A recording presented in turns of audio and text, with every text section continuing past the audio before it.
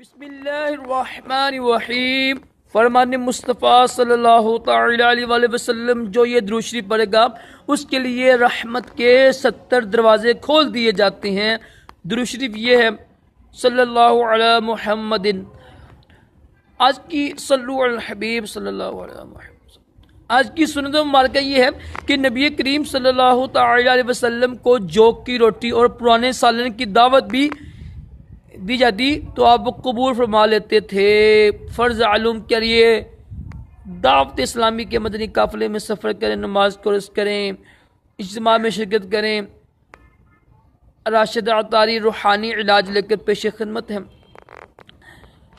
آج ایک بہت ہی کہتے ہیں نا بڑی جو ہے نا ایک بیماری سمجھ لیں، ہر بندہ ہی پریشان ہے اس کے لیے، وہ ہے رزق کا نہ ہونا، رزق کا کم ہونا، روزی میں برکت نہ ہونا۔ دیکھیں یہ ہوتا ہے روزی میں برکت تو ہم نے خود ختم کی ہوئی ہے نا۔ حدیث پاک میں پیش کرتا ہوں، اس میں ایک عمل ہم کرتے ہیں جس کی وجہ سے ہماری روزی میں برکت، روزی کم ہو جاتی ہے، وہ ہے ناپ تول میں کمی کرنا۔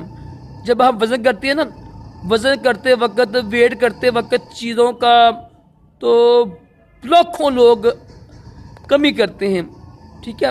تو جو قوم ناپ تول میں کمی کرتی ہے نا تو ان کی جو ہوتی ہے روزی ہوتی ہے نا وہ منتقل ہو جاتی ہے نا، قطع ہو جاتی ہے، تو قطع ختم ہو جاتی ہے، برکت ختم ہو جاتی ہے۔ تو یہ سمجھ لیں کہ ہر دوسرا بندہ اس میں مبتلا ہے، پھر ہم روتے ہیں جی ہماری روزی میں برکت نہیں ہوتی۔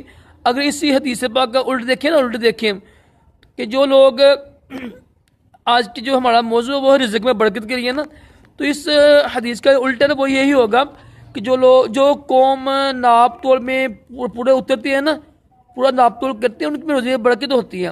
ہر حدیث کا نا الٹا ہوتا ہے نا، اگر کمی کرنے سے رزق ختم ہوگا تو کمی نہ کرنے سے روزی میں برکت آئے گی۔ تو لازمی یہ حرام بھی ہے ناپ توڑ کرنا۔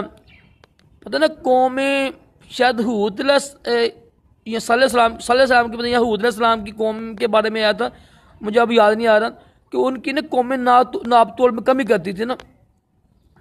پتہ ہے حضرت شعیب علیہ السلام کی قوم تھی، بار کیا۔